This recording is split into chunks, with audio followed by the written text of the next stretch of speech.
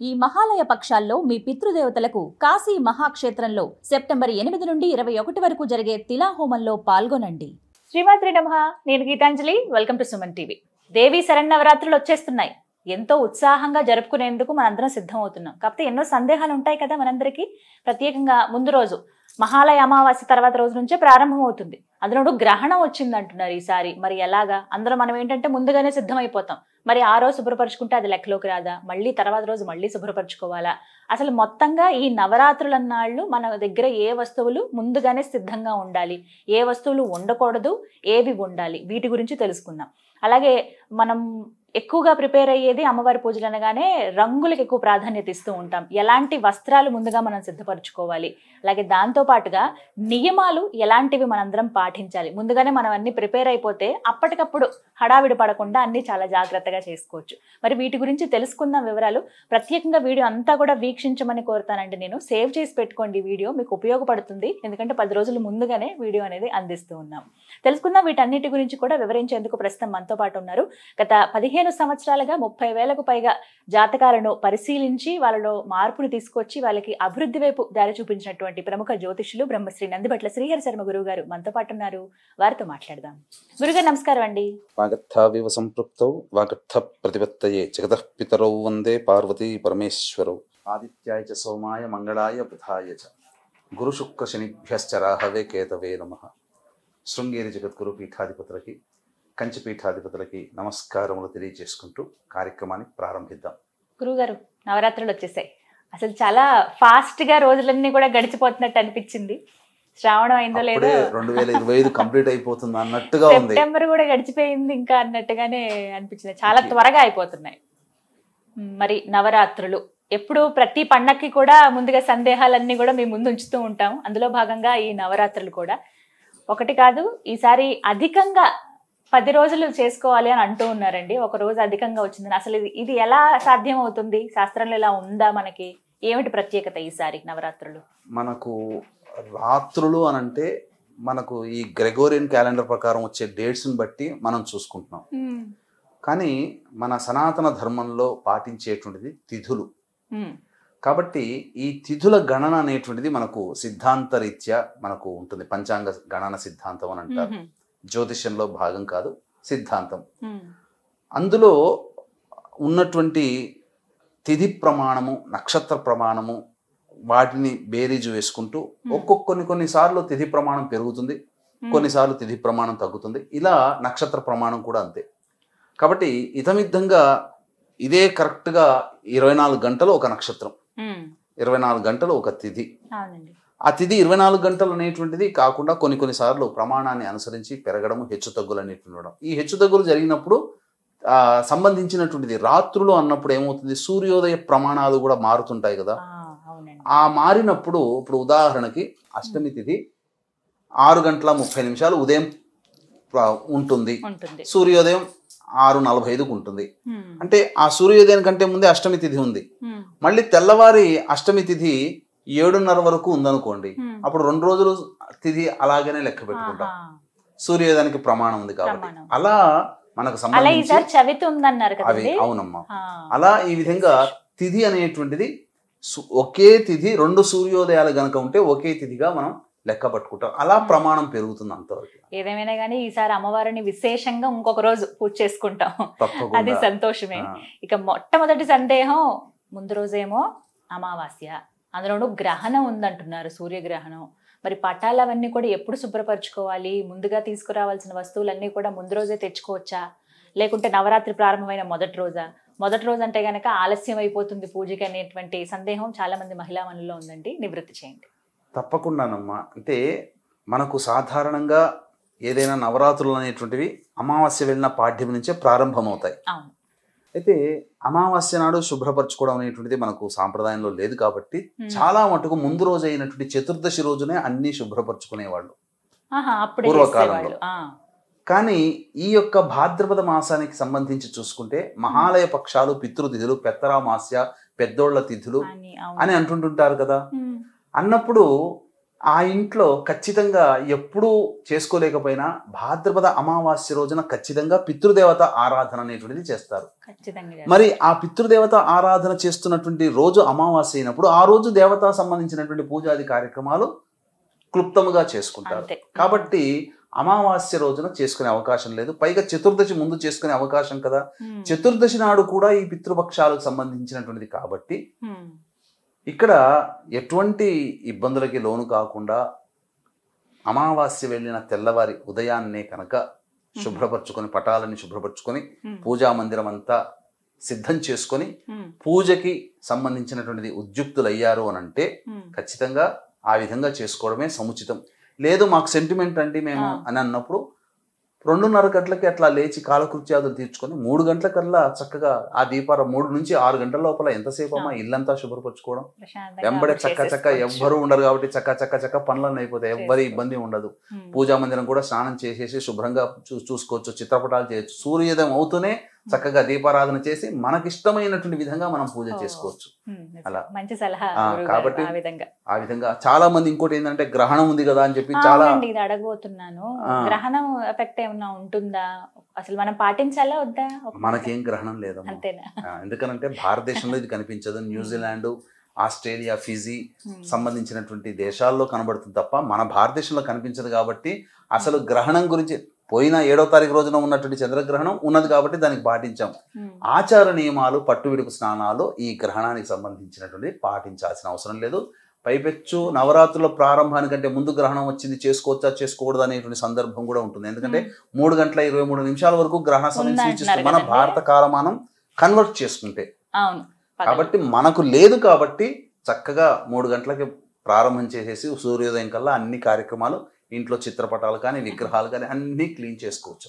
అసలు ఇంకా ధ్యాస కూడా తీసేసి అమ్మో గ్రహణం అనే ఆలోచన కూడా వదిలేసుకోవచ్చు. అంతే కదా, సంతోషం. మళ్ళీ వాటి కోసం అని అదొక భయం, ఆందోళన ఉంటాయి. ఇక ఖచ్చితంగా ఈ 10 రాత్రులు అని ఎలా అనాలి గురువు గారు? ఎందుకంటే నవరాత్రులు అంటే 9 రాత్రులు ఉన్నప్పుడు అంటాము. ఇప్పుడు మరి దశరాత్రులు అనొచ్చా? నవరాత్రులనే వచ్చు, ఎందుకంటే తిథుల ప్రకారం చేసుకునేది కదమ్మా. కాబట్టి నవమి తిథి వరకు మనం లెక్క పెట్టుకుంటాం కాబట్టి ఆ తిథిగా నవరాత్రులు అనడమే చెప్పడం సముచితం. గురుగారు, మరి ఈ నవరాత్రి పూజకు సిద్ధపరచుకోవాల్సిన వస్తువులు ఏంటో వివరిస్తారా? ప్రధానంగా వస్తువుల కన్నా ఈ నవరాత్రికి సంబంధించి సిద్ధపరచుకోవాల్సినటువంటిది నిర్మలమైనటువంటి భక్తి, విశ్వాసం. ఏ కోరిక లేకుండా అమ్మ కరుణిస్తే చాలు, అమ్మ దయ ఉంటే చాలు, అన్నీ ఉన్నట్టే ఈ ఒక్క వాక్యాన్ని మనసులో పెట్టుకొని అమ్మ అనుగ్రహం కోసం మనం ఆరాటపడి పోరాటం చేయాల్సిందే. ఈ 9 రోజులు తప్పకుండా అమ్మవారి అనుగ్రహం కలుగుతుందమ్మా. ఇక నిండైనటువంటి విశ్వాసంతో ఆ సోమవారం 22వ తారీఖు రోజు నుంచి ప్రారంభం చేసుకొని అమ్మవారికి ముఖ్యంగా ఇష్టమైనటువంటిది కాంతి, దీపారాధన. కాబట్టి చక్కగా అవకాశం ఉంటే వీక్షించేటువంటి ప్రేక్షకులు కూడా అఖండ దీపారాధన చేసుకోగలిగే అవకాశం ఉంటే అఖండ దీపారాధన చేయవచ్చు. లేదు ఉన్నంత వరకైనా సూర్యోదయం నుంచి ప్రభృతి మొదలుకొని సూర్యాస్తమయం మనం నిద్రించేంత వరకైనా కానీ దీపారాధన ఉండేటట్టుగా చూసుకోవాలి. ఆ విధంగా వెలుగులు చిరుగుతూ ఉన్నటువంటి సందర్భంలో కాంతివంతంగా అమ్మవారి యొక్క పూజా మందిరం గనక ఉంటే తప్పకుండా అమ్మవారు ప్రసన్నురాలవుతుంది. ఎందుకంటే పూర్వకాలంలో ఇప్పుడు వచ్చాయి విగ్రహాలు, కానీ పూర్వకాలంలో కేవలం జ్యోతిని మాత్రమే ఆరాధన చేసేవాడు. అందుకే ఓంకారం చెప్పేటప్పుడు జ్యోతి మాత్రమే ఉంటుందమ్మా. ఆ జ్యోతి పరబ్రహ్మ స్వరూపం. మనం ఈ మధ్య వచ్చాయి దేవాలయాల్లో, అంటే ఒక కొన్ని వేల సంవత్సరాల మొట్టమొదటి పరంజ్యోతి అని చెప్పి, అంటే ఈ విధంగా దీపారాధన చేసుకోవాలి. ఇక మిగిలినటువంటివి అమ్మవారికి ఇష్టమైనటువంటి వస్తువులు, ముఖ్యంగా అమ్మవారికి నామార్చన. కాబట్టి నామార్చనకి తగ్గట్టుగా కుంకుమార్చన అంటారు. ఈ కుంకుమార్చన తగ్గట్టుగా శుద్ధమైనటువంటి కుంకుమ, యాసిడ్స్ కలిపి తయారు చేసింది కాకుండా పరిశుద్ధమైనటువంటి కుంకుమ తయారు చేసే చోట కొద్దిగా రేట్ ఎక్కువైనా పర్వాలేదు, కానీ శుద్ధమైనటువంటిది వస్తువు వాడాలి. కుంకుమార్చన చేసిన కుంకుమార్చనే మళ్ళీ మళ్ళీ వాడవచ్చునమ్మా, తప్పేమీ లేదు అమ్మవారి విషయంలో. తర్వాత పసుపు, గంధము, ఇవి ప్రధానంగా. ఎందుకంటే ముత్తైదు స్వరూపముగా మనం చేసేటువంటిది. చక్కటి వస్త్రము, అలాగే అమ్మవారికి మట్టి గాజులు, ఇవి సాధారణంగా మనం ఏర్పాటు చేసుకోవాలి. ఇక తదనంతరం పూజలో భాగంగా ధూపము, దీపము, నైవేద్యం. ధూపం విషయంలో సుగంధ పరిమళమైనటువంటి ధూపములు, ఘాటైనటువంటివి వాడకుండా, ఎందుకంటే అమ్మవారు సౌమ్య దేవత కాబట్టి, ఈ సౌమ్య దేవత ప్రసన్నతనిచ్చేటువంటిది కాబట్టి, ఆ అమ్మవారు అనుగ్రహించాలి అని అంటే ప్రసన్నంగా చక్కటి సువాసన కలిగినటువంటిది వాడాలి. అంతే తప్ప ఉగ్రదేవతలకి ఇచ్చినట్టుగా ఈ ఉండకూడదు. ముఖ్యంగా ఈ ధూపంలో అమ్మవారికి పరమ ప్రీతికరమైనటువంటిది మైషాచి మనకు పూజా స్టోర్లో దొరుకుతుంది.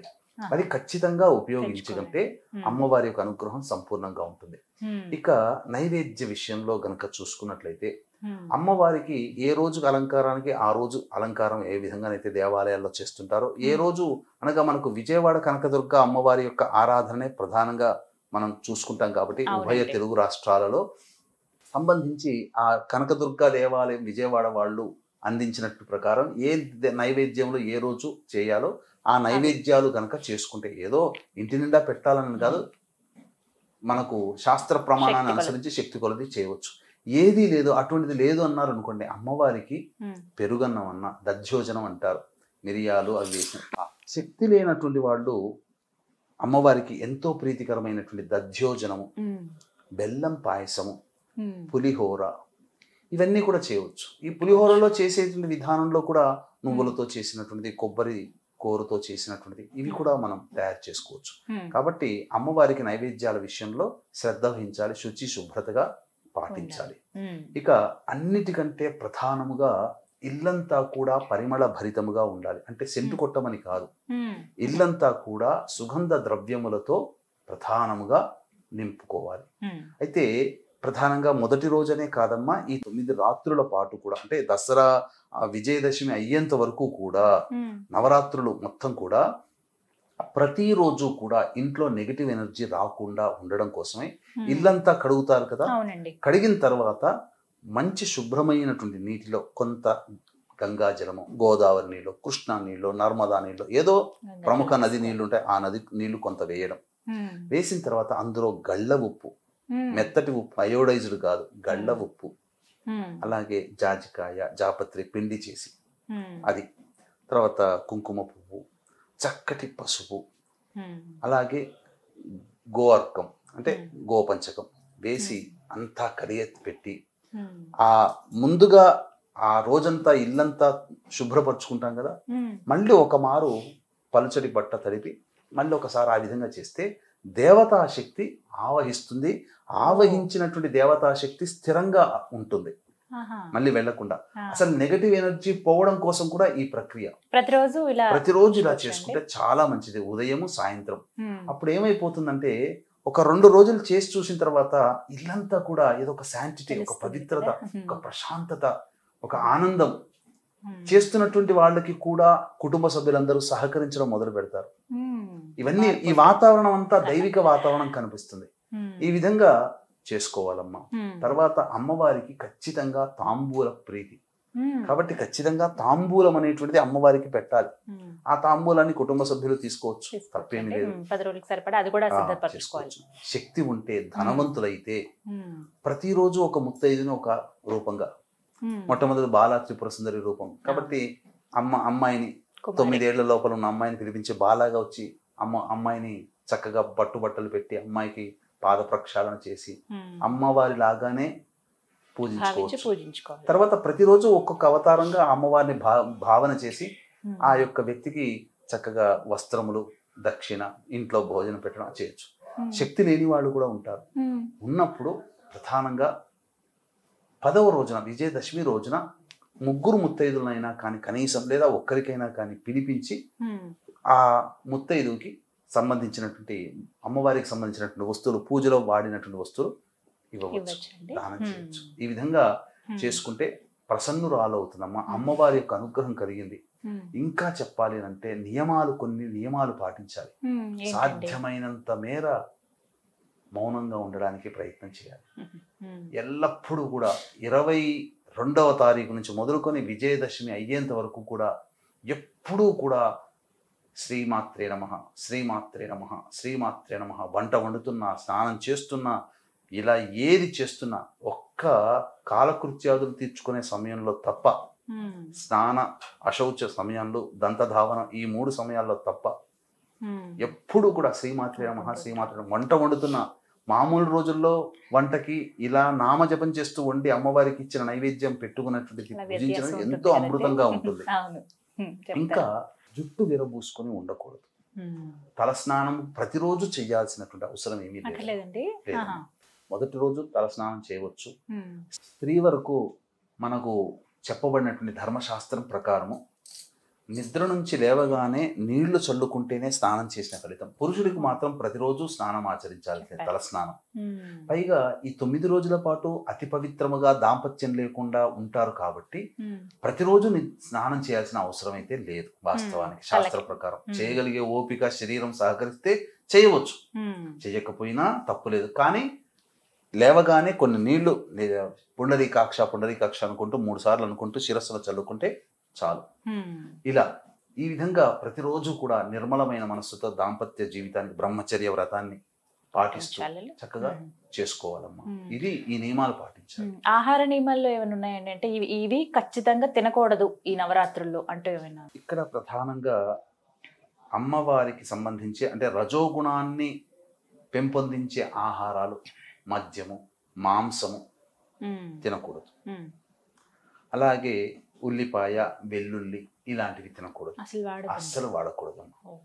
కాబట్టి శాంతపరిచే గుణాలు, సౌమ్యంగా ఉండేటువంటిది, సాత్వికమైనటువంటి ఆహారమే భుజించాలి. మసాలాలు ఇవన్నీ వాడకూడదమ్మా. ఈ 9 రోజుల పాటు పూర్తి శాకాహారం అనేటువంటిది ఉంటే అమ్మవారు చాలా ప్రీతిగా పాత్రలు అవుతుంది.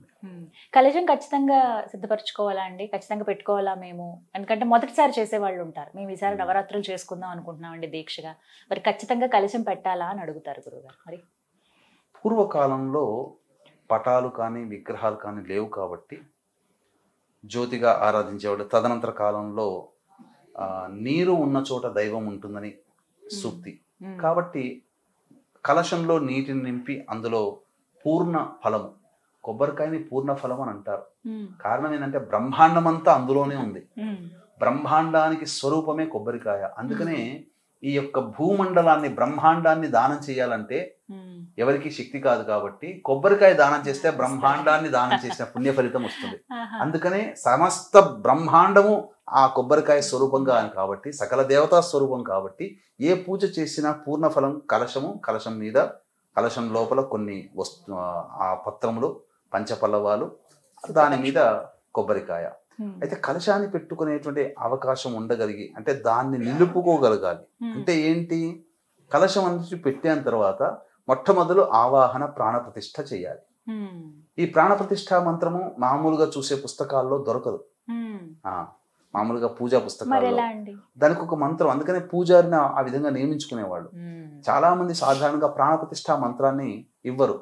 అందుకనే ఎవరైనా కానీ వీక్షించేటువంటి ప్రేక్షకులు ఇప్పుడు మనం చెప్పుకోబోయేది అనగా పూజలో భాగంగా అమ్మవారిని ఆ కలశంలోకి ఆవాహన చేసి వెంబడే తమలపాకుని ఇలా తమలపాకు అగ్రభాగం అంటే తొడిమలు ఇక్కడ పెట్టుకొని ఈనెలు అక్కడ ఉండాలి. అప్పుడు ఇలా తమలపాకు పెట్టుకొని దాని మీద ఇలా చెయ్యి వేసి బొటన వేలు పెట్టి ఇలా కలశం ఆనించి ఇప్పుడు చెప్పబోయేటువంటి మంత్రాన్ని విన్న ఆ సమయంలో ఆ విధంగా శ్రవణం చేసిన లేదా ఈ మంత్రాన్ని చెబుతూ ఆ విధంగా క్రియ చేసుకున్న సంబంధించినటువంటి ప్రాణప్రతిష్ఠ అమ్మవారు వచ్చేసేస్తుంది. అమ్మవారి ధ్యాన శ్లోకం ఏదైనా కానీ ఇష్టమైనటువంటి అమ్మవారి ధ్యాన శ్లోకం, లలిత అమ్మవారి ధ్యాన శ్లోకం చేసిన తర్వాత ప్రాణప్రతిష్ఠ మంత్రం ఓం అసనీ తే పునరస్మా సుచక్షు పునః ప్రాణమిహనో దేహి భోగం జోక్పస్యేమ సూర్యముచ్చరం తమనమతే మృళయానః స్వస్తి అమృతం వైహి ప్రాణ అమృతమాపః ప్రాణ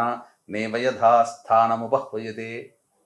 ఈ మంత్రాన్ని చక్కగా చేసుకోవచ్చు. ఈ మంత్రాన్ని చదవలేని వాళ్ళు మేము సరిగ్గా విన్నామో లేదో అని చెప్పి సందేహం ఉంటుందమ్మా.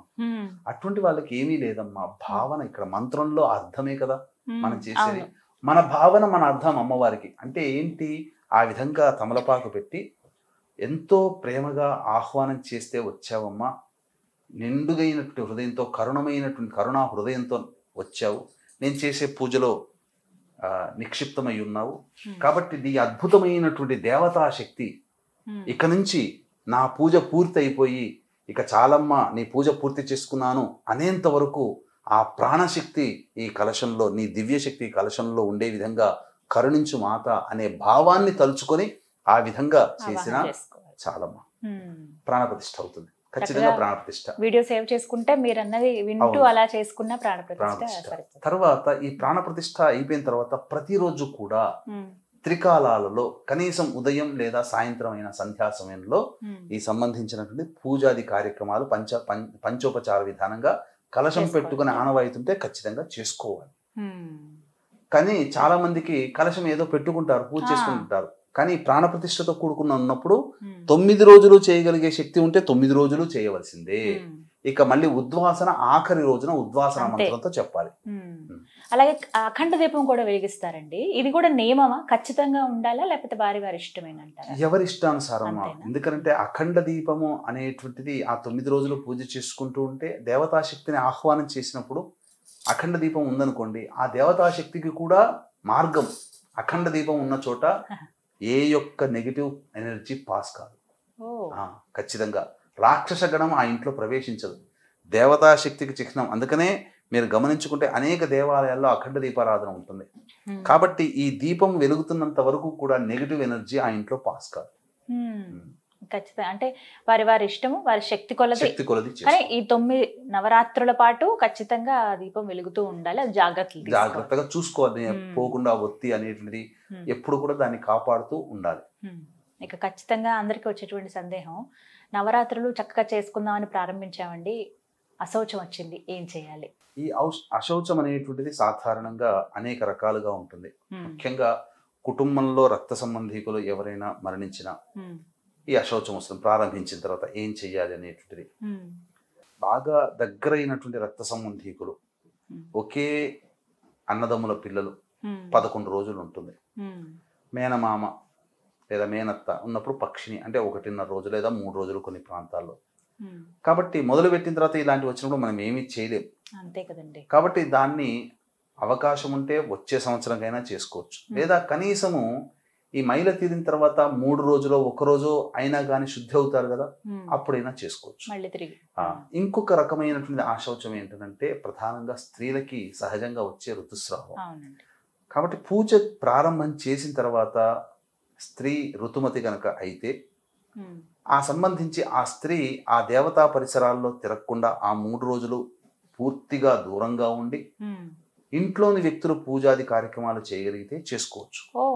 కానీ ప్రస్తుత కాలంలో కుటుంబ సభ్యులు అందరూ ఆ సంబంధించినటువంటి పాటించలేకపోవచ్చు. ఎందుకంటే ఋతుమతి అయినటువంటి స్త్రీ మళ్ళీ వంట చేసే అవకాశం రావచ్చు. అటువంటిప్పుడు ఆ వంటింట్లో ఉన్నప్పుడు అమ్మవారికి పెట్టే నైవేద్యం కానీ పూజా మందిరాల్లో చాలా మటుకు వంటింట్లోనే ఉంటుండే చాలా మంది. అటువంటి ఋతుమతి అయ్యి ఉండి అన్ని ముట్టుకోగలిగేటువంటి స్థితి కనుక ఉంటే ఇక అక్కడితో పూజ ఆఫ్ చేయడం మంచిది. లేదు అవకాశం ఉంది, దూరంగా ఉండగలుగుతాం, మాకే ఇబ్బంది లేదు, మాకు ఇంట్లో వాళ్ళు చూసుకుంటారు, నా భర్తో లేకపోతే నా సంతానమో చేస్తారు అనుకున్నప్పుడు అన్ని నైవేద్యాలు కూడా వాళ్ళే వండుకొని చేసుకోగలిగితే మంచిది. కానీ ఆ దేవతా పూజా పరిసర ప్రాంతాల్లో కనీసము ఆ ఋతుమతి అయినటువంటి స్త్రీ తాకిన గాలి కూడా ప్రవేశం చేయకూడదు. అంటే అసలు ఆ రూమ్ లో దేవతా మందిరంలో రాకుండా చూసుకోగలిగితే మంచిది. 3 రోజులు 4వ రోజు కేవలం సంబంధించి ఇంటి బాగు చేసుకోవడానికి మాత్రమే అధికారం. 5వ రోజు నుంచి మళ్ళీ ఆవిడ పూజ చేసుకోవచ్చు.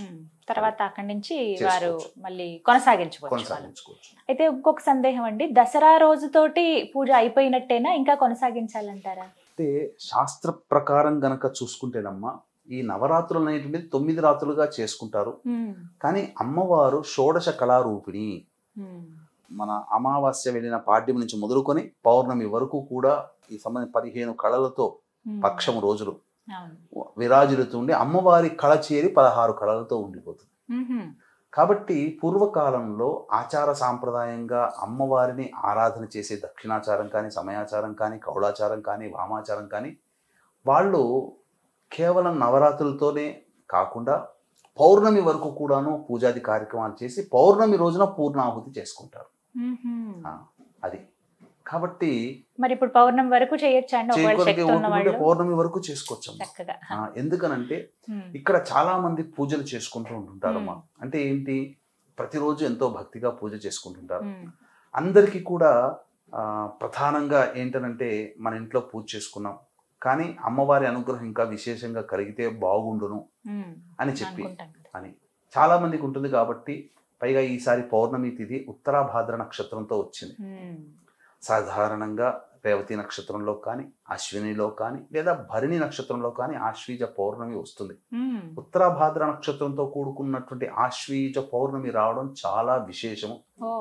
కాబట్టి దీన్ని దృష్టిలో పెట్టుకుని 6వ తారీఖు రోజున రాత్రి 7:30-8 గంటలకి మన పీఠం ఆధ్వర్యంలో ఈసారి ప్రత్యేకముగా వాంఛా కలపలత సిద్ధి హోమం అనేటువంటిది చేయడం జరుగుతుంది. అలాగే దీంతో పాటుగా రాజరాజేశ్వరి హోమము సంబంధించినటువంటి అమ్మవారి హోమాలు అనేటువంటి వారాహి, రాజరాజేశ్వరి, దశమహావిద్యలో కొన్ని హోమాలు. వాంఛా కల్పలత అంటే వాంఛ అంటే కోరిక, కల్పలత అంటే మన కోరికని సిద్ధింపచేసే.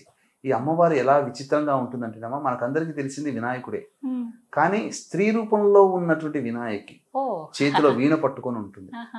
చాలా విశేషమైనటువంటి అమ్మవారు, చాలా రహస్యమైనటువంటి అమ్మవారు. కానీ ఇది కేవలం ఉపాసన పరులు మాత్రమే చేసేది. అటువంటిది మన పీఠం ఆధ్వర్యంలో 6వ తారీఖు పౌర్ణమి రోజున రాత్రిపూట జరుగుతుంది. ఈ కార్యక్రమంలో నమోదు చేసుకున్నటువంటి వాళ్ళకి ఈ శక్తిపాతం చేసినటువంటి కరుంగలి మాల ఇవ్వడం జరుగుతుందమ్మా. ఈ విధంగా చాలా వరకు సందేహాలు నివృత్తి అయిపోయి వైజయంతి మాల కూడా ఇవ్వడం జరుగుతుంది. ఇవన్నీ ఎవరైతే హోమంలో పాల్గొంటారో వారికి.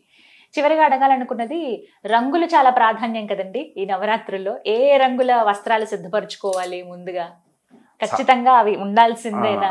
అసలు సోషల్ మీడియాలో చూసుకుంటేనమ్మా, కొంతమంది ఇంతకుముందు ఈ పూజ ఈ అమ్మవారు ఈ రంగుతో కట్టుకొని చేయమన్నదా, ఈ గాజులు ధరించమందా, మీరందరూ అతి చేస్తున్నారు అన్నట్టు. సాధారణంగా భక్తికి ప్రతీక. అంటే మనం చూసుకున్నాం అనుకోండి, పెళ్ళిళ్ళకి పోతాం, ఎంతో మంది చక్కగా అలంకరించుకొని వస్తారు.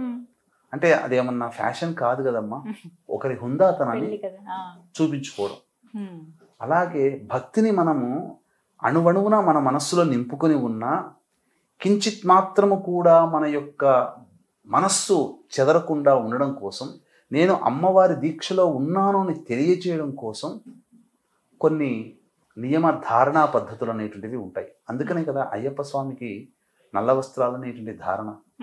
నేను అయ్యప్ప స్వామి దీక్షలో ఉన్నానని తెలపడం కోసమే కదా భవానీ మాల వేస్తారు, ఎరుపు రంగు వస్త్రాలు.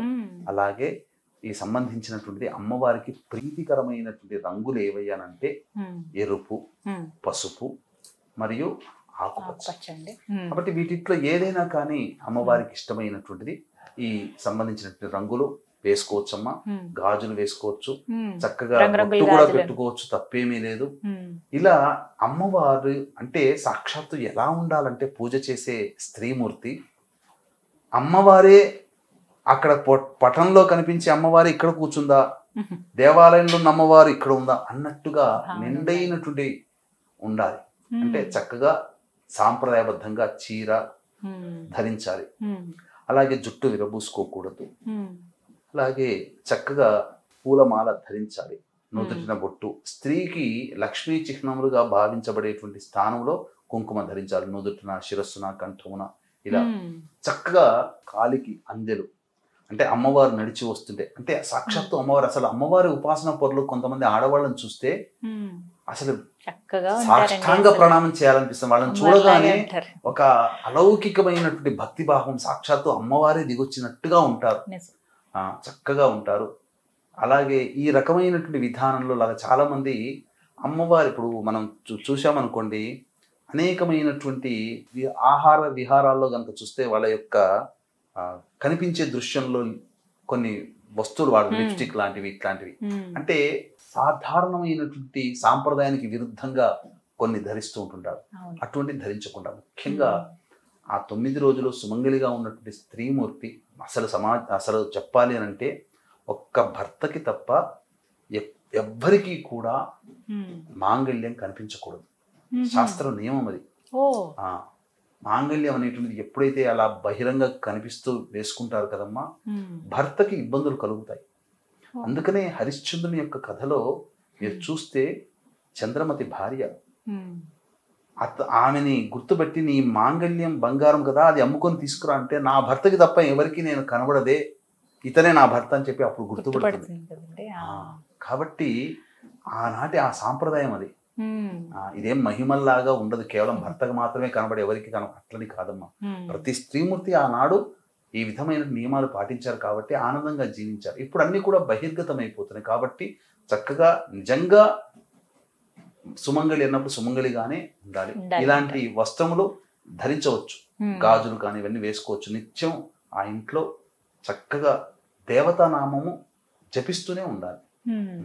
కోప్పడకూడదు, ఆగ్రహాలు తెచ్చుకోకూడదు, సాధ్యమైనంత మేరకు అసత్యం ఆడకూడదు, భర్తని పిల్లల్ని ప్రేమగా చూసుకో. అమ్మవారి యొక్క సంబంధించినటువంటిది ప్రేమ, కరుణ, దయ, క్షమాగుణము ఇవన్నీ కూడా ఆ 9 రోజులుగా ఉన్నట్టుగా ఉండాలి.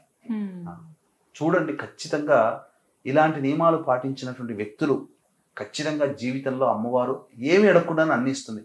ఎవరి గురించి ఎందుకమ్మా, సాక్షాత్తు మన ప్రధానమంత్రి నరేంద్ర మోదీ గారు ఈ 9 రోజుల పాటు పచ్చి మంచినీళ్ళు కూడా పుట్టారమ్మా. చాలా నియమంగా ఉంటారు. ఎక్కడికి పోయినా నిరాహారంగా 9 రోజుల పాటు అమ్మవారు, లేకపోతే ఆ శక్తి ఎక్కడి నుంచి ఇస్తుందమ్మా ఆయనకి? ఈనాటికి కూడా 70 ఏళ్ల వయసులో కూడా పరుగులు ఎడుతున్నాడే, భారతదేశాన్ని ఉన్నతమైన స్థానానికి తీసుకెళ్తున్నాడు. అంత శక్తి ఎక్కడి నుంచి వస్తుంది? ఒక నలుగురున్న ఇంటిని నడపడమే మనకు గగనం అయిపోతుంది. ఇన్ని కోట్ల మందిని అతను నాయకత్వం వహించగలిగాడనంటే ఏదో అల్లాటప్ప కాదమ్మా. దైవిక శక్తి ఉంటే తప్ప అవన్నీ కావు. దైవశక్తి ఆయనకు కలిగింది, మనం ఎందుకు సంపాదించుకోకూడదు? మనం కూడా అలాంటి నియమాన్ని పాటించుకోవాల్సిందే. చాలా చక్కగా చెప్పారండి. ఇవన్నీ కూడా సందేహాలు నివృత్తి చేశారు. ముందుగా సిద్ధపరచుకోవాల్సింది ఏంటి అనేది చాలా వివరంగా తెలియచేశారు. సంతోషం. ధన్యవాదాలు గురుగారు. సర్వం శ్రీ ఉమామహేశ్వర పరబ్రహ్మార్పణమస్తు.